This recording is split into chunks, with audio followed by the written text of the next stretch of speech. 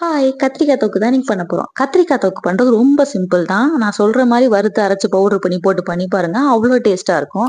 2 spoon மல்லி, 1/2 spoon சீரகம், 1/2 spoon வெந்தயம், 1/2 ஸ்பூன் மிளகு, 1/2 ஸ்பூன் கடலப்பருப்பு, உளுந்தம் பருப்பு, 1/2 ஸ்பூன் எள்ளு எடுத்துக்கங்க. கடலப்பருப்பு ஒரு 4, 5 நிலக்கடலை பருப்பு, 4, 5 காஞ்ச மிளகாய். இது எல்லாத்தையும் ட்ரை ரோஸ்ட் பண்ணிட்டு பவுடர் பண்ணிக்கலாம். அதே பேன்ல கொஞ்சம் ஆயில் விட்டு கடுகுளுந்தம் பருப்பு, வெந்தயம் கொஞ்சோண்டு தாளிக்க போட்டுட்டு, பச்சை மிளகா, கருவேப்பிலை அதெல்லாம் போட்டு வதக்கிட்டு, சின்ன வெங்காயம் தான் கண்டிப்பா போடணும். சின்ன வெங்காயம் போட்டு வதக்கிக்கங்க. பூண்டு இந்த டைம்லயே போட்டு வதக்கணும். நான் மறந்துட்டு பின்னாடி தான் பூண்டு போட்டிருப்பேன். பூண்டு வதக்கிட்டு அதுக்கப்புறம் தக்காளி வதக்கிக்கங்க.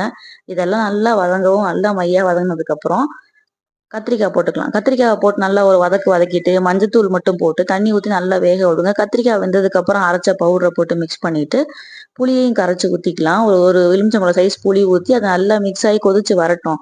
நல்லா கத்திரிக்காய் வெந்ததுக்கப்புறம் ஃபைனலா கொஞ்சோண்டு பெருங்காயத்தூள் போட்டுக்கங்க. கொத்தமல்லி தழைலாம் தூவி இறக்குனா, அவ்ளோ செமையா இருந்தது. சுட சுட சாதத்துல போட்டு சாப்பிட்டு பாருங்க. அப்படி இருக்கும்.